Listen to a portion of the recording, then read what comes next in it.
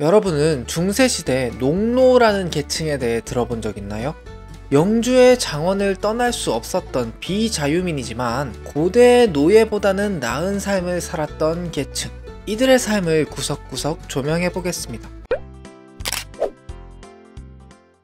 농노들은 중세 유럽에 존재했던 계층으로 봉건질서 하에서 영주들의 장원에 묶인 채 살아가던 비자유민이었습니다. 잉? 봉건 뭐고 장원은 또 뭐야? 중세 유럽에서는 왕과 같은 주군이 자신에게 충성을 맹세한 이들, 즉 봉신이라 불리는 사람들과 계약을 맺어 질서를 유지했는데요. 그런 계약 관계로 유지되는 사회 시스템을 봉건제라고 부릅니다. 봉신은 주군에게 충성을 맹세하고 그 대가로 일정한 영토를 수여받아 그 지역 내에서 지배권을 행사했습니다. 대신에 전쟁이 벌어졌을 때 주군을 위해 봉사해야 했지요. 장원이란 것은 그 봉신이 가진 영토 내에서 자급자족을 하던 넓은 토지 혹은 경제 단위를 일컫는 말입니다. 봉신은 영주가 되어 이 장원을 다스리고 경영하게 되었죠. 장원 내에는 이주의 자유가 있었던 자유민들도 존재하였지만 상당수는 농노라 불리는 비자유민이었습니다. 농노들은 영주의 허락 없이는 장원을 떠날 수 없었으며 주로 농업에 종사하게 되었죠. 그럼 그냥 노예 아니냐? 라고 할 수도 있는데 노예와는 분명한 차이가 있었습니다. 우선 노예와 달리 농노는 자신의 주거지와 재산을 소유하는 것이 가능했습니다. 물론 장원 내로 제한되어 있기는 했습니다만 사유재산이 인정된다는 것은 노예와 아주 큰 차이점이라 할 수 있죠. 또한 혼인권이 있어 결혼을 하는 것도 가능했습니다. 결혼에도 영주의 허락이 필요한 경우가 많았지만 결혼을 통해 가족을 구성할 수 있다는 것은 노예와 큰 다른 점이라 볼 수 있습니다. 앞서서 농노가 자기의 토지를 보유할 수 있었다고 말씀드렸는데 토지 보유에 대한 대가가 당연히 있어야 되겠죠. 농노들은 일주일에 2-3일가량을 영주가 직접 경영하는 직영지를 경작했습니다. 이렇게 2-3일을 경작해주고 나온 영주 직영지의 수확물들은 모두 영주의 재산이 되었죠. 또한 닭이나 돼지, 곡식 등 현물을 공납으로 바치는 세금 부담 또한 있었습니다. 그러니까 농노들은 자기 땅 경작하랴, 영주 땅도 경작하랴 매일을 바쁘게 일하는 신분이었고 세금까지 부담하는 신분이었습니다. 농사만 했으면 그래도 좀 나았을 텐데 농노에게는 부역이라는 의무도 주어졌습니다. 농노들은 영주가 부역이라는 이름으로 부여하는 잡일도 군말 없이 해내야 했죠. 영주의 농가를 수리한다던가 하천 사이에 다리를 놓는다던가 이런 일들에 농노들이 동원되었습니다. 심지어는 장원 내의 대장간 같은 시설을 의무적으로 이용하고 그 사용료를 내야 하기도 했습니다. 아니 내가 강제로 쓰는데 왜 돈을 내지? 노예보다는 조금 나은 삶이었지만 어디까지나 비자유민으로서 영주에게 종속된 삶을 살았다는 것을 알 수 있습니다. 그럼 농노들은 어떤 곳에서 살았을까요? 자기 집을 소유했다는 점에서 고대 노예들보다는 훨씬 나은 편이었지만 시설은 상당히 열악했습니다. 농노의 집은 주로 진흙과 나무를 활용한 허름한 오두막집이었습니다. 특히 바닥은 축축한 진흙이었으며 썩기 쉬운 목재를 주재료로 사용했기 때문에 습기로 인한 부패가 심각했습니다. 그래서 수명이 길어야 50년 정도였고 그 때문에 세대가 바뀔 때마다 집을 새로 지어야만 했죠. 오두막집에는 환기를 위한 시설이 제대로 마련되지 않았습니다. 안에서 피운 불로 인한 연기는 오두막집의 작은 구멍으로만 빠져나갔는데 제대로 빠져나가지 못해서 항상 집 내부가 탁했다고 합니다.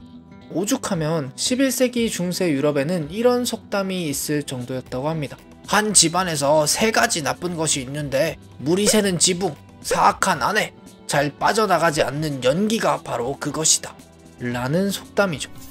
농노들의 집은 축사이기도 했습니다. 당시 농노는 말이나 소, 돼지 등의 가축들과 한 지붕 아래서 살았습니다. 이들은 농노의 가장 큰 보물이었죠. 지금은 생각만 해도 냄새가 느껴지는 모습이지만 당시 농노들이 가축들과 사는 것에는 장점도 많이 있었다고 합니다.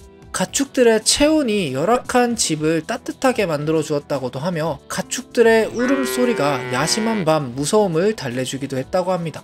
농노들에게 냄새는 이미 익숙해져서 오히려 다른 농노들과의 유대감을 형성하는 요소가 되기도 했다고 합니다.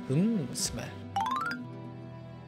그럼 농노들은 무엇을 먹고 살았을까요? 유럽이니까 빵 아니야? 네, 물론 빵을 먹기도 했습니다. 귀리나 보리 같은 곡식으로 만든 매우 딱딱한 빵을 만들어 먹기도 했죠. 그런데 빵을 구우려면 곡식을 빻을 수 있는 제분소와 빵을 구울 수 있는 화덕 등을 이용해야 되겠죠. 이런 시설들은 모두 영주의 소유였습니다. 그렇기에 이런 시설들을 이용하기 위해서는 비용을 지불해야 했고, 그 때문에 빵을 먹는 것도 쉽지 않은 경우가 많았습니다. 지금 우리나라도 비슷한 것 같은데.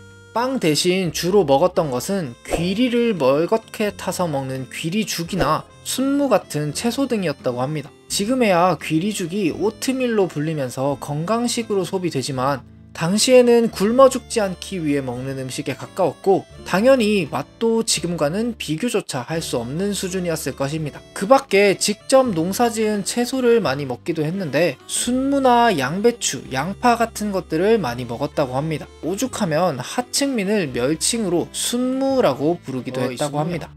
고기 같은 육류는 축제일을 제외하고는 구경하기도 힘들었습니다. 게르만인들에게 사냥이란 것은 명예로운 전사들만의 행위였기 때문에 농노들은 토끼조차 사냥할 수 없었고, 죽은 야생동물을 건드려서도 안 됐습니다. 물론 자신이 기르던 동물들은 도축할 수 있었지만 그마저도 세금을 내고 해야 했죠. 이쯤 되니 의복 생활이 어땠을지도 대충 짐작이 가죠. 농노들은 하루 종일 일을 해야 했기 때문에 활동에 유리한 의복을 착용했습니다. 양모 등으로 만들어진 딱 붙는 긴 바지와 튜닉이라 불리는 양모로 만들어진 상의를 입었습니다. 여성들은 남성보다 긴 옷을 주로 입었다고 합니다.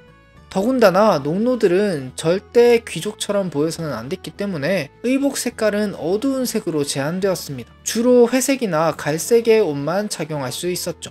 심지어 농노의 의복 규정에 대해 법으로 상세히 규제한 지역도 있을 정도입니다. 마찬가지로 머리 모양도 규정을 따랐어야 했는데 남성의 경우에는 엄격하게 귀 높이에 맞게 짧은 머리를 유지해야 했고, 전체적으로는 전혀 손질하지 않은 모습이었다고 알려져 있습니다. 머리를 손질하는 것조차 귀족들만의 특권이었죠. 여성의 경우에는 미혼일 때는 머리를 풀거나 한 줄로 따았는데 결혼을 하게 되면 두건으로 머리를 감쌌다고 합니다. 이렇게 세세한 행동 규정을 만들면서까지 신분의 벽을 공고하게 쌓았고, 이로써 사회 질서를 유지했다고 볼 수 있습니다. 어떤가요? 농노로 태어났다면 행복했을까요? 지금의 관점에서 보면 당연히 기준 미달의 삶이라고 보이지만 당시 사람들에게도 분명 행복이란 존재했을 것입니다. 물론 지금의 우리가 상상하긴 어렵지만요. 학교에서 중세 유럽에 대해 배울 때 봉건사회의 형성을 중심으로 당시를 이해하게 되는데, 사실 계약관계를 형성하는 상위 10%를 이해하는 것보다 나머지 90%의 평범한 사람들을 이해하는 것이 그 시대를 진정으로 파악하는 것이 아닐까 하는 생각이 들기도 합니다. 그래서 우리가 생활사에도 더 많은 관심을 가져야 하는 것이죠. 그래야 지금 우리의 삶도 역사로서 주목받을 날이 오지 않을까요?